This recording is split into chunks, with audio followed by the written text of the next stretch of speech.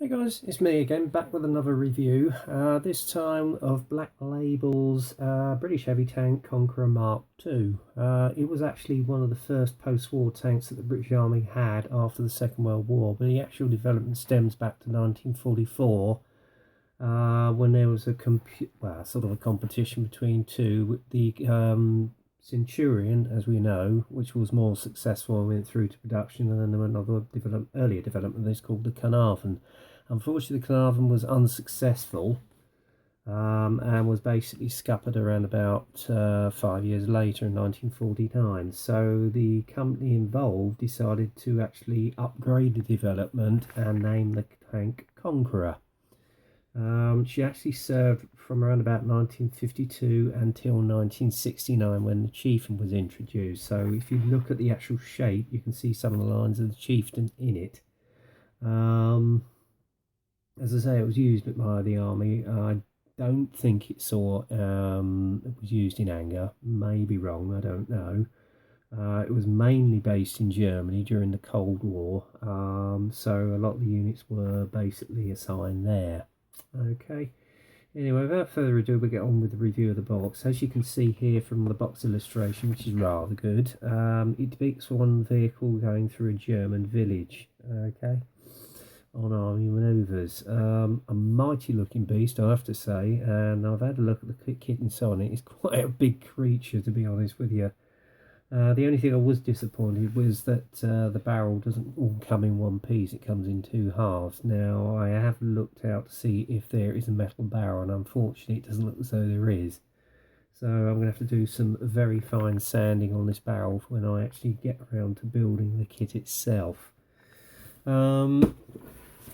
On the side of the box, you've got the familiar CAD drawings, as you can see here, of the actual vehicle assembled. And if you notice, it's actually pointing out the hood cover actually comes as part of the DS tracks as well, which I think is a damn jolly good idea, because you actually get the sort of fabric effect with it and the weight of it correctly. Okay, on the bottom you've also got some more CAD drawings of some of the features of the actual kit, which you can see here. Okay. Particularly the DS tracks, the running gear, some of the detailed parts such as the wing mirrors, which you've got here as well. Yeah, it looks a superb kit, and it does not disappoint, I can assure you. Right, let's open the box and see what's inside. In fact, before I do that, I nearly forgot. If anybody wants to try and get hold of this kit, the kit number is 3555. Okay, that's 3555. Okay, and then on the other side, you've got the illustration of the two colour schemes depicted in the kit. Alright, both of units based in Germany. Right, let's open her up if I can, so bear with me. And I'll just put the box lid down by the side here. First off, we go through the instruction sheet. As you can see, you've got the familiar box art on the top of the instruction sheet, then the sprue tree containing every part of the kit, as you can see there. And as is most familiar, inside, like Dragon's Normal instructions, you've got the colour callouts in Mr. Hobby Colours. Again, you can convert them on the Hobby Colour app, okay, on your phone. First off, as is familiar with most armour builds, you start with the construction of all the running gear, the sprocket, the main wheels, the running wheels, and obviously the construction of the machine gun, because this tank only had the one. And then you move on to the construction of all the sub-assemblies for the back plate, and then obviously putting the frontal armour on the lower hull. Okay, then basically the next construction is, moving on from that, if you bear with me again, is putting all the actual suspension units onto the lower part of the hull. Okay, and this is just basically showing you how they should all be equally positioned, and it's telling you for some reason to cut that off. Why, I don't know. I might have to do some research on that. Then the next process is to add all the idler wheels at the back here, some of the other parts of the construction of the hull, and basically the final drive as well as the sprocket. Okay, after putting all the running gear on, but to be honest with you, that is going to be the last thing I will do. And then it's indicating where to put another part of the kit under the back plate here, more sub-assemblies on the frontal armour, and then putting the back plate to the back of the vehicle, and then adding the upper hull to the lower hull. Okay.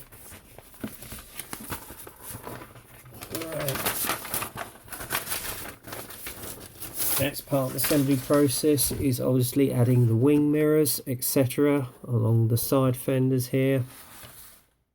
And obviously, I don't know, I think this is the exhaust, which goes on the back of the vehicle, showing you the placement of the exhausts. And then adding the tools, which you see here, onto the back of the hull, along with that looks like the barrel rod, and then obviously the spare tracks as well.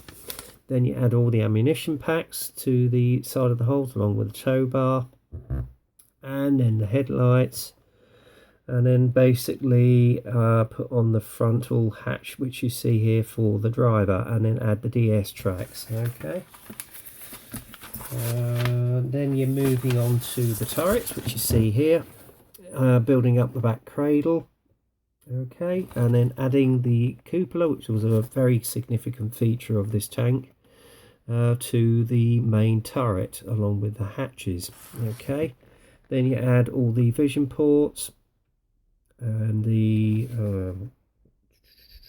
I think that's the main yeah, it's the loader's hatch, which he actually views out. You can either have it open or closed, it's entirely up to you. And then you're adding all the other sub-assemblies, including the machine gun and the radar masts, to the back of the turret. Finally, some of the crewman's loaders hatches, add the basket to the back of the turret, and some of the side assemblies. And then you basically put on the frontal dust cover or armour cover there to the mantlet, along with the barrel. Okay. Alright, moving on. Final assembly is basically adding all the side skirts, and then on goes your turret, and that's it, job done. And then down here you've got one of two colour callouts, all overall I would say dark green, of the 7th Armoured Brigade, basically based in Germany in the 1960s. Okay, right. Now we move on to the most interesting part, which is all the kit parts itself. And I'm going to start with the biggest part, which is the lower hull. Just look at the size of this thing. It's huge. It's really, really huge. In fact, if I get a Tiger, I'm just going to go and get one, if you'll bear with me. Let me see if I can dig one out. Let's have a look. Right, here we go.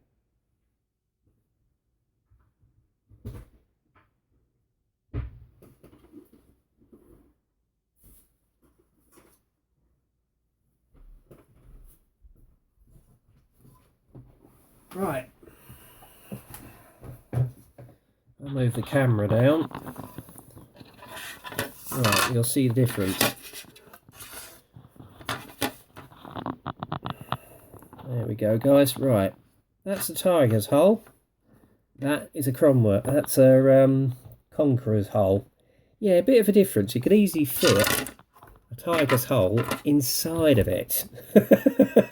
It's a beast. It really is a bloody big beast. So yeah, there you go. That is a big beast. Again, I'll just put the Tiger's hull over here. The detail on it, especially on the side of the actual vehicle, is extremely well caught, particularly this escape hatch right here, or it's a maintenance hatch, I don't know. Beautifully done. And if you look on the top, if I get it in the light, I don't know if you can see it, guys. It's got that's just like the Saladin, the nice texture on the back. In fact, you can hear it here. Beautifully caught, I have to say, and I'm extremely impressed. Not only with the size of the vehicle, but the detail that's on it as well.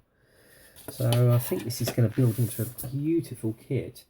Then moving on, you've got some of the turret here. Again, you've got some of the texturing under here for the welding. I think it's basically an anti-slip surface, so there you go. And then obviously you've got the commander's cupola right here. And the thing I do also like about it, you've even got the number of the plating there. That's absolutely superb. It really is, guys. And not only that, you've got the texturing on the hatches as well. So they've really done their research on this vehicle. And then here, if you notice, I'll get it into shot. Actually, let's move the camera up again. Sorry about this, guys. Oh, sorry about that. Camera falls back. Getting used to this new tripod, so you'll have to bear with me. That was not meant to happen. Let's get this position right. Sorry about this, guys. There we go.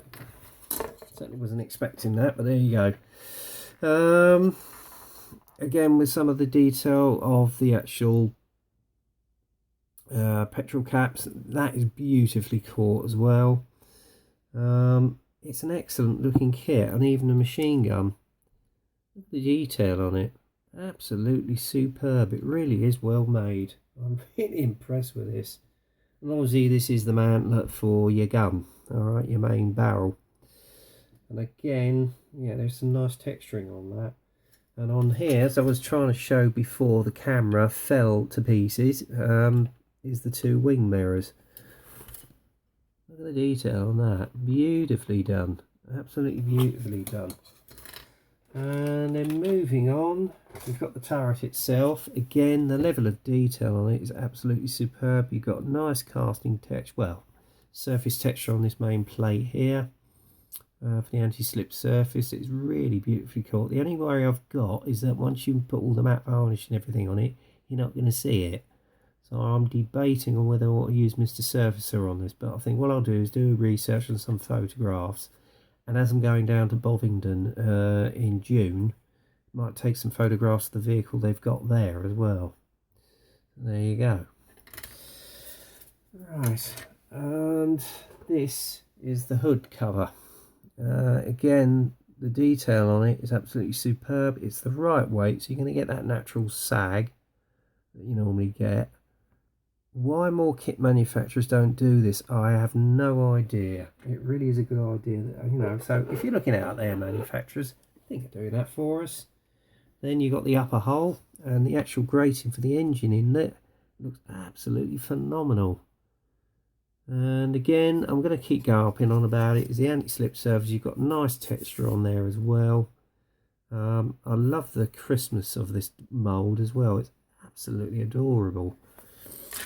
And then you've got your side skirts here, which you can see. Okay, that's all your side skirts, plating, your back plate, frontal armour.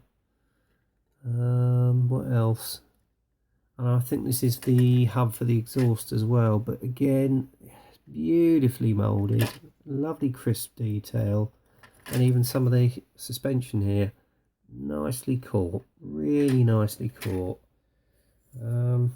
And then you've got your ammunition packs on the side here, which was quite a distinctive feature on the old Chieftain, which was its successor.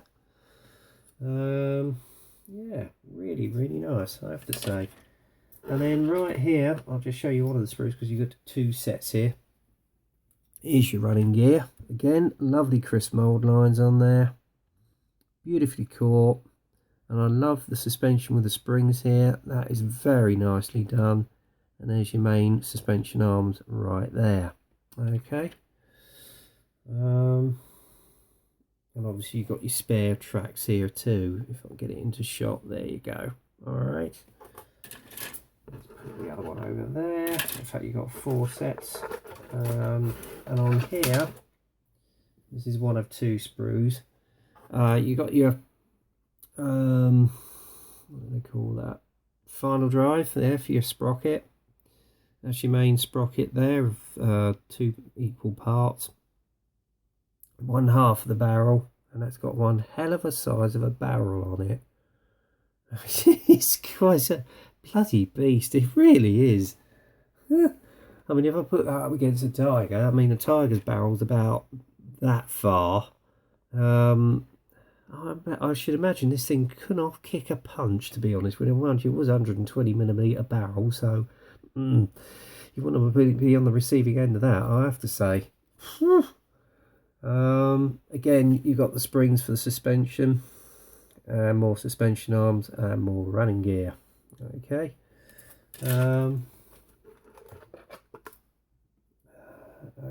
Yeah, it's the same thing on this sprue as well, virtually the same. And there's the exhaust, which you can see here. I've even got the opening at the end. I don't know if you can see it. Hang on, I'll get it into shot. There are you, little devil. There you go. You've got the opening with the exhaust at the end. This is going to be a beauty. And I'll tell you what thing that impressed me the most about this kit. When I first looked at this, these DS tracks, not one of them is bent. I mean, they're quite thick and solid. There's not one bit of flash on it. They're beautifully done, as you can see here. And the good thing is you can just glue them together with just a bit of normal Tamiya thin. So I'm well impressed, I really am. I'm not worried about thralls at all. Now the final thing I've got here is the wire for the tow cable, and then obviously you've got all your unit markings, and again the decals are basically done by cartograph. If I get them out,